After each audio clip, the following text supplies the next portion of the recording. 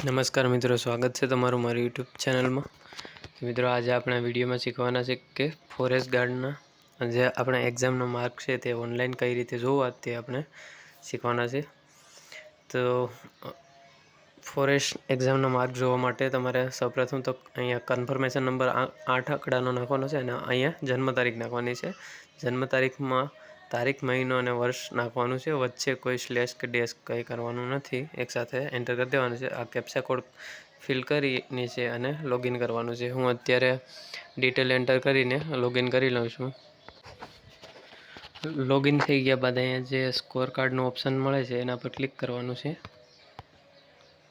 ત્યારબાદ નીચે સ્ક્રોલ કરશો એટલે અહીંયા ક્લિક હિયર કરીને click here two download your score card. તો આ હિયર જે બ્લુ કલરનું છે એના પર ક્લિક કરવાનું છે એટલે તમારી ફાઇલ ડાઉનલોડ થઈ જશે તમારા મોબાઈલમાં।